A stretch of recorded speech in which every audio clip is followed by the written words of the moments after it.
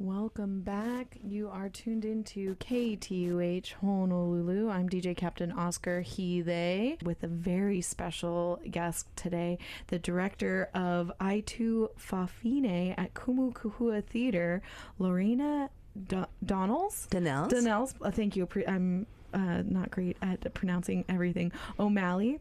She is a queer director, scholar, and teacher. She's a professor of theater here at UH Manoa Department of Theater and Dance, where she teaches Euro-American theater history, research, and directing.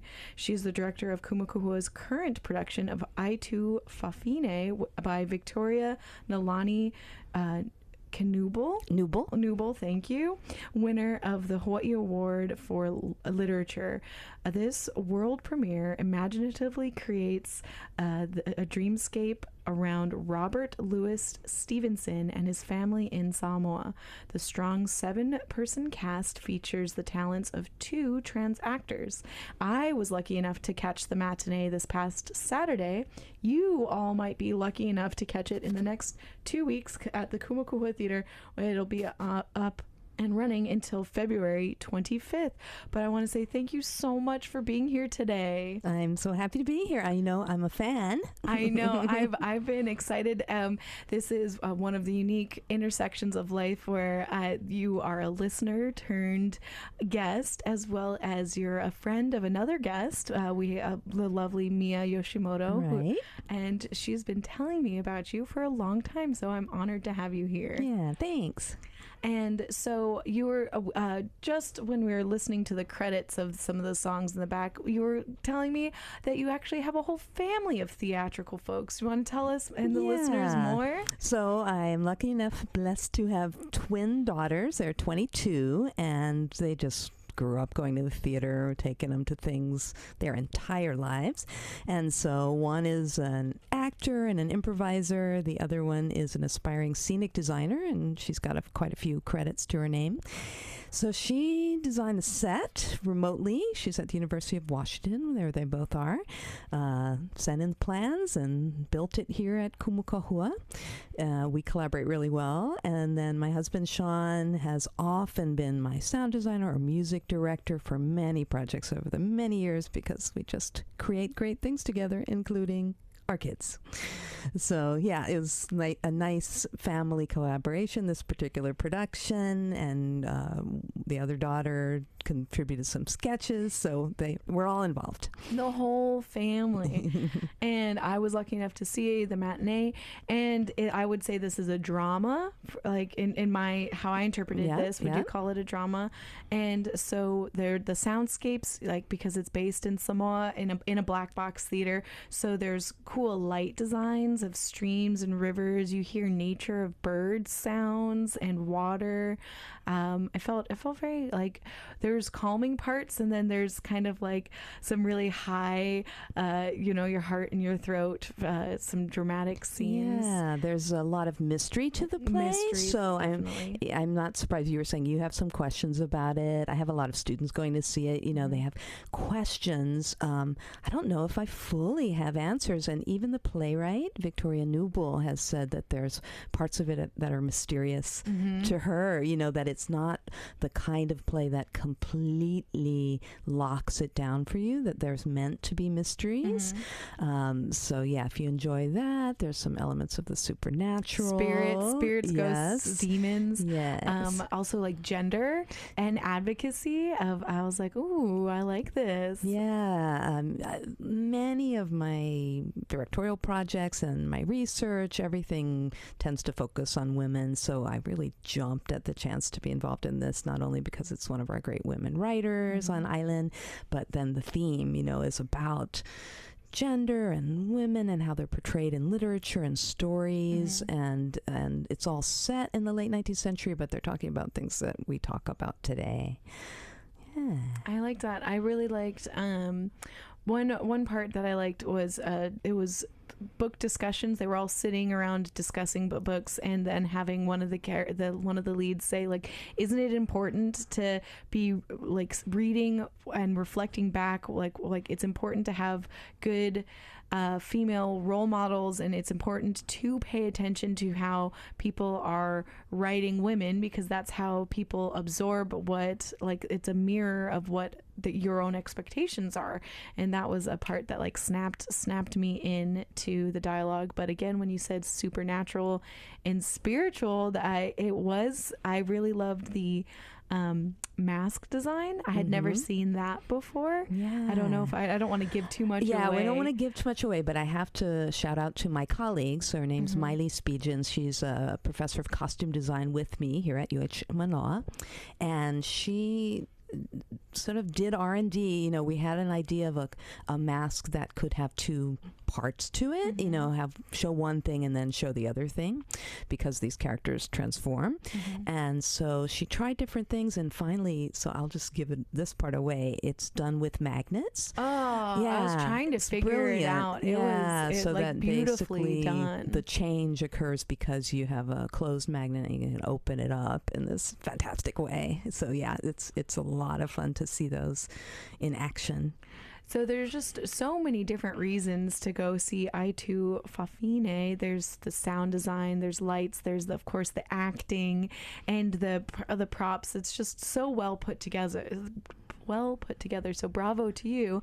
To shout out to Thorin Lagaali Black, because Thorin is from Samoa and brought so much of himself to our production, to the role. He helped us he did research, he recorded pronunciations for us. He was just on hand. We would have questions about anything. We had someone else also helping with kind of cultural consultation, but then we had Thorin on hand to suggest gestures or practices or just really anything. So it's a really great collaboration with him.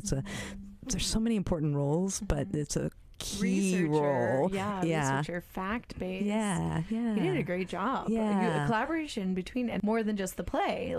That's trust, and that having that creative freedom to kind of elevate the performance. It's really present if you go and check it out. And you know, it's there's many main roles in this 7-actor play, but the role of Vi that Thorin plays is a crucial role. It's one of the 2 Samoan characters, and you know, I have to shout out again to Thorin that Thorin was open to playing a female part, and Thorin is a trans man and has often played female parts as well at Kumukahua and other places, but has typically in the last few years played more male roles. So when he showed up on auditions, I wasn't sure, you know, what are you trying out for? And he said he was interested in either the brother or the sister. So I read him for both.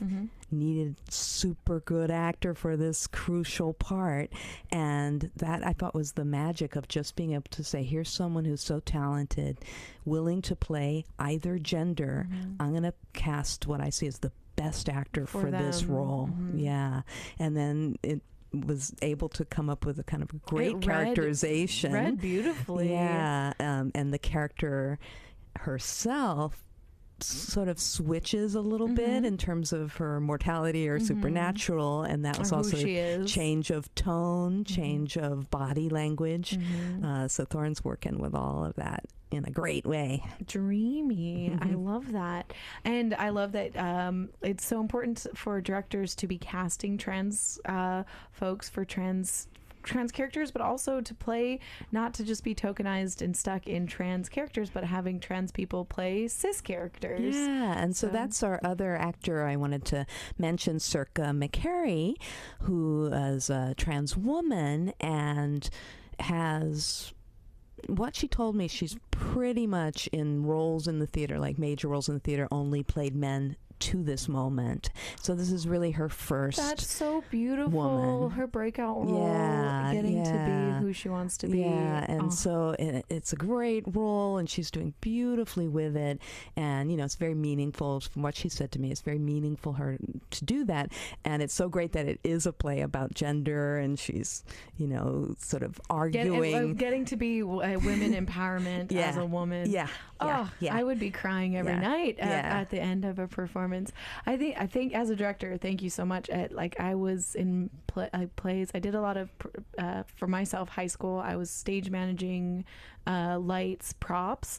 But the one year that I did, like, they said you need to be in, like, if you want to be a part of the team, because this was high school, you need to act this year. And I wanted to just be ensemble, and I wanted to get to play a mask character. I wanted to be as Pirates of Penzance, and I was like, let me be a pirate. Let me be a pirate. Yeah, of course.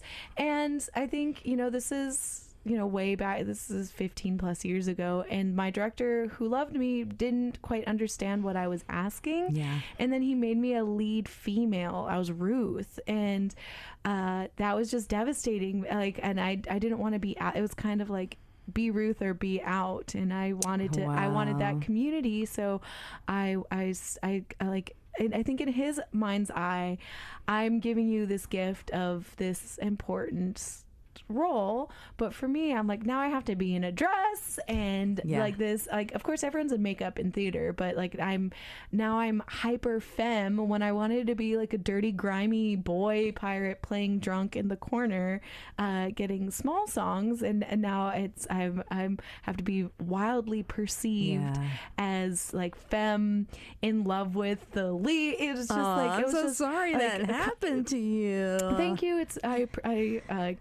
the trauma is in the past, and I've worked through it, but getting to hear that Circa is getting to play their gender like appropriately, and that Thorin gets to be bendy, I'm so grateful for you like making that space in a theatrical way. Yeah, I mean, it's really important to do, and I teach directing here at UH to the undergrads, and I'm trying to instill in them from the very beginning, you have scene partners, you're doing scenes, talk to your actors. What genders are they comfortable playing? What genders are they not comfortable playing? That's a simple question. They can let you know and let them lead you rather than making assumptions. Right. What's help them before they stumble, or if they do stumble, lift them up. And I we're all humans, and sometimes we misspeak and here or there, but have you considered for cast and characters, like having, if they're open to it, having pronouns on the bill? Oh, well, that's an interesting idea. And that could be for characters. Just didn't think of it. Yeah, characters as well as actors, or whoever is like open to it. I really like this streaming service. It's called Dropout. It's like a little boutique Hulu, Netflix, Disney Plus. It's just Dropout, and they've been around, I don't know, only 4 or 5 years. And it's looking at their older work, when a cast member comes on, it's like Brennan Lee Mulligan, and it just says the name. But now 4 years later, now when a character comes on, Allie Beardsley, they, them, like they've incorporated having pronouns in like the bottom whenever someone comes on frame, because it's like talk showy. It's not like it's not throwing pronouns just to mess up a character, but it's like when it's a news talking heads sort of a thing. Yeah, I mean, I think for this show that would have been a great idea. Oh yeah, things to consider for the future. I just thought of it in this moment. Well, do you have anything more that you would like to speak on with your actors, or what you'd like to share? Well, every show has challenges, right? But this group of actors, they had to work together to create, it's something like, I think it's 42 scenes. It's just many more scenes than a typical play. It's almost 2 like hours. It's about 2 hours, and it's like almost every minute there may be changing location, changing the group of people. So I have just never had a cast that had to be so on it, and by golly, they are on just throw themselves into the. And I've told them, be bold, like you don't know what scene's next, just like enter and try something, as we were learning it in the rehearsal process. And so just shout out to all of them. And some of them had to learn Scottish accents and some of them have to change kind of who they are over the course of the play. Some of them need to be unafraid to be a bitch, right? Or to make discoveries, there's so many layers. Almost every character is several different versions of themselves over the course of it. So it's so complicated. It's playful. It's dramatic. It has layers. It's playful. I would say, like in honesty, I was kind of lost by intermission, and I was sitting there like, I wonder what's happening, because I was going as like being open to the experience, and then it was the second act that wrapped it together. When you see a crochet project or a weaving project or a collage project, when it's at its halfway mark, you're like, what is this going to be? A hat? Is this going to be a sweater? Yes. Are these socks? It's like you see things coming together, but there's still that long thread, and I was like, where is this gonna go? Yeah, no, you're not alone. I'd like to talk to people at intermission, and so I just talked to someone who said, I have some theories, but I am really not sure what's going to happen. And how delightful, because I feel like so many plays, I see a lot of plays, you kind of know where it's going. You're like A, B, and C, and this is what's going to... And so that's where the playwright... That's not always terrible when things are simple, but it's nice to be... have to think. Yeah, so the playwright's just super talented and willing to be that complicated. Yeah. We are here on KTUH Honolulu.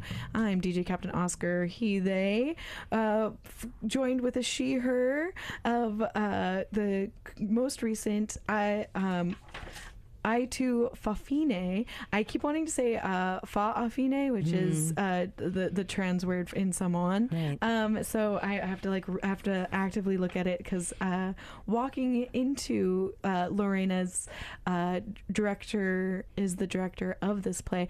When I had the invite, I thought it was Aitu Fafine, and so I was different expectations. Not just different expectations, but then you did have trans actors in the cast, and then I was like, and then it was gender like gender bendy, but also anti sexism, or like putting the lens on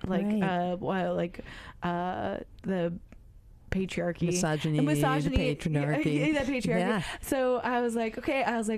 So a lot of those intersections happened, but it's Aitu Fafine, and so the Fafine is focusing on the female of the however you would translate it into English, spirit, demon, but Aitu in general, they're shapeshifters, so they themselves can actually be different genders, switch genders, but this particular one is important to the playwright that it was a female, because there's so much resonance in the play about female demons or demonizing women. So that's why this one specifically has a female. I love it. I love it, and it was a fun to absorb and to witness. But I think you wanted to kind of talk more about the designs and the design choices and the research that went into that. Yeah, that's the part that people don't get to hear about necessarily. We have an online playbill, and we have some notes from the designers with that, but it's not really part of the paper version that you saw. I have the paper version in my hand. I'm like, I'll go so tune in. There is this online version. I'll send it to you. So for instance, my daughter Taya did the scenic design, but she collaborated with our costume designer so that this character of Vi, she is very connected to the tree, and so they wanted to connect her and the tree, and so we ended up working with a consultant about Samoan siapo, which is similar to Hawaiian tapa, and so what are the designs and what are the patterns of that, and so set designer, costume designer worked together, and they created two patterns that are based on sort of traditional siapo patterns, and then those patterns are in the tree, but they're also in the skirt of the character of Vi, and so they're connecting that, and so it's with a lot of research. There's a famous book about siapo, and we'd all been consulting. We all had copies out from the library, and then finally I thought to ask the playwright Victoria Nalani Knuebuhl, did she have advice about patterns? And she said, well, my aunt wrote that book. so anyway, it's her aunt, the famous Pritchard Siapo family. And so that was an amazing connection to figure out, yes, at your fingertips. That we were on the right track. Absolutely. So that's something that part of the set design. And then Tea's other part of the set design, there's a wall that is a very close approximation of the wall that is in still Robert Louis Stevenson, the writer, spent his last years in Sāmoa, built this enormous house there, and today it's the Robert Louis Stevenson Museum, and so you can go there. I haven't been, but you can even do virtual tour, and there's this famous smoking room, and he has also Siapo designs on the wall of that house, but then this crazy mixture of kind of Western and Samoan elements. Yeah, like a sword. Yeah, swords. So there's the opposite of the tree of the set design is his home. Yeah. It's a black box theater if you haven't been to Kumukumua before. So like a Samoan club and then, Western sword. So we really wanted to replicate that. So it actually looks pretty close to what if you see a picture of that smoking room, that wall looks a lot like that. The accuracy. Yeah. It'd be pretty recognizable if you'd ever been there. So we have that going. My husband, Sean, was a sound designer, and he wanted to do his research, be as accurate as possible, and not just do a bunch of generic birds in the forest. Ooh, so those to see it. Those are real Samoan field recordings that he was able to find and get permission from the field recorder people. And I know a lot of bird nerds who are just so enraged that for a lot of American movies and films and stuff, for a lot of people who think that the eagle's caw is actually like some sort of hawk that's not an eagle at all.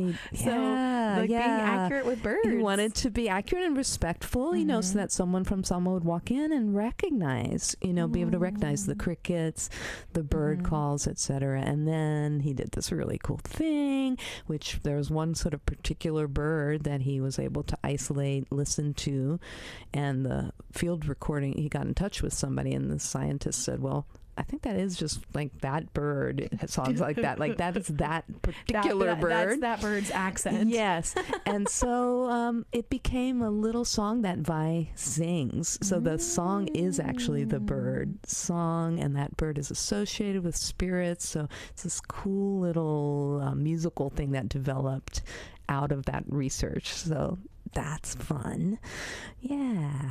This is fun. I've always been the person who likes to back when you would buy DVD box sets and then you're like, he broke his foot kicking that helmet, or actually in The Fifth Element, those stones are made out of wood. Right. So this is fun. This is fun getting the DVD extras. Yeah, getting the extras for this play. So that's fun. And then costume-wise, 5 of the 7 characters are based on real people. There's Robert Louis Stevenson. His wife. You could go on and on about the wife, is fascinating figure in her own right. The daughter, Belle, they're all writers. Son, Lloyd. And then the nanny is a real figure that was very important to Robert Louis Stevenson. He has the Child's Garden of Verses. It's dedicated to her. He calls her at one point his first wife because he met her when he was 5, and he just considered her, fell in love with the nanny, and so that's why she's visiting him. So his moral compass, or his security blanket. Yeah, security blanket, and also, probably she told him these stories, maybe why he became a writer. Yeah, core memories, building his little consciousness. Telling tales is fun and important. Yeah, that's imagination is definitely a muscle, I feel like that needs to be exercised. I think I've heard a lot of people who are just like, I can't draw, I can't create, or they just can't think. And it's, as everything is a spectrum. Like, some people are more creative than others, but for those who are feeling blocked, it's like there are steps to like no one's perfect their first sketch. You just have to do it. Yeah. It's like the moment you say it's a muscle that you have to work out, it's a different way of reframing it, because like athletes can't just do the high jump, the high dive, be in the Olympics just because like I like skiing today. Like that's years of work. And so you have to, it's the consistency of writing a journal, writing poems, or whatever it is, just like having that consistency with your creativity. Yeah. All right. So I'm going to switch to shouting out my dad. Yeah. Shout out to Papa. So it's Mardi Gras today. I'm a New Orleans girl. My dad was an artist in New Orleans in the French Quarter, a painter and then a photographer. And he's a huge inspiration to me in everything I do. He always said, like anybody could do it. Like, you know, he just did it all day, painting, right? Or photography. He just spent hours and hours in the darkroom, but he just believed that anybody, if they just put their mind to it, could do as well as him. He always said that he invited people to participate. Build community, yeah. right? Build it brick by brick until you reach the sky. And that's also my favorite type of gatekeeper, is the person who keeps the gate open. like that's it. Like when you, come on in, the water's fine. Yeah. Like, and also I've had friends who were like getting masters in art and things like that, and I just like didn't understand their style in the beginning, and I was just like, oof, this is you're banking your paycheck on this. And I was trying to be supportive, right? Like don't get it, I don't get it yet, but it's just kind of like a song that you've heard for the first time, then the more you like know it, the more you become familiar with it, the more it warms up. Like it's that consistency that now I'm obsessed with their things. Like I've gotten to see them grow over the last 10 years, and now I'm commissioning pieces from them. Nice. Because I love to see what, like, where that weirdness has, the journey that it's taken them on. And so the same could go for you. Like you might start off rough and ready, and then it'll fine tune. Yeah, so he was a big believer in that. Shout out to your dad. That's beautiful. I think we have like a few more moments to go. I think we were both interested in, listening to actors and talking to actors. And you mentioned when we were listening to some music that you once had like an ace actor or student come up and talk to you. Do you want to have the listeners know more about that? That was such an important conversation for me. And I have to say, I have grown over the years. In the past 5 years or so, I've done intimacy direction training of various sorts. So I'm much more aware, and some of my own past practices, I think, that really was not a good way to proceed, just kind of fumbling around. It wasn't in the culture just yet. Yeah, how am I going to stage this scene of intimacy? Well, let's try this. But, so now I have more of a principle of choreography, different ways to approach it, much more concerned with the safety. Anyway. Before moving, can you explain to people what an intimacy coach, or like what you were talking about, because we're kind of having some baseball language now. Yeah, so this would be someone who has an eye toward the safety of everyone in the room, that everything is done with consent and everything is done with planning and choreography, rather than spontaneity. Yeah, no spontaneity, no let's improvise this kiss or this sexual touch. It would all be planned and consensual. And actors would have a lot of input about where they would or would not like to, feel comfortable being touched in a particular scene. So many safeguards, and it's so important. And there have been so many abuses of that kind of thing. So anyway, so we've got that going. And yeah, I just had an actor who is ace. And I didn't work with her on a particularly intimate kind of scene, but I had worked with her as an actress, and she wanted to come and just talk about it and say that it's something that she's hoping to find more understanding, because pretty much directors will assume, and I'm completely guilty of this, very sex positive person. So, I kind of assume, like, I make assumptions like everyone would have this in their past, and this person would not, but had been in a situation where directors would say, just more passion there or whatever, for things that she hadn't experienced, didn't want to experience. Right. And it was challenging for her to act because of that, but not finding any help from the directors, just finding, basically like when someone just assumption. says the same word over and over, but louder, and you're like, I don't know what that means. Sexy. Yeah, sexier. You're like, oh no, I don't have the foundation for this adjective. Yeah. So that made me realize that everyone's coming from a different place. And so thinking forward in staging an intimate scene, that I wouldn't make that kind of assumption, right? And you should be able to communicate what's needed in the scene without making those assumptions. So that was an important conversation. Thank you. You know who you are. And that's beautiful growth. It's you're being vulnerable, admitting the past self, but it's beautiful to see like that you recognize that, and that we are all trying to learn new words and learn better practices, and it's all about being better for tomorrow and better for today. So that's really all that we can ask of ourselves and ask of each other. Yeah. Thank you so much for opening. I was saying this the other day. I kind of feel like I'm a vampire sometimes, and I don't go places unless I'm invited. So thank you so much for inviting me to the Kumukuhua Theater. Thank you for having me experience like I'm more of like musical and comedy. So like sometimes you don't, lean towards drama, but this was definitely a drama that I was happy to experience.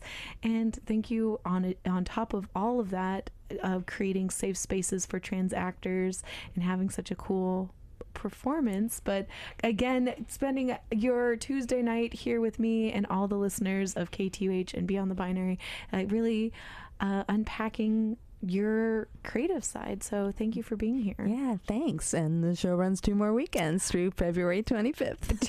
Yes, until February 25th at Aitu Fafine at Kumukuhua Theater. Please give it a consideration.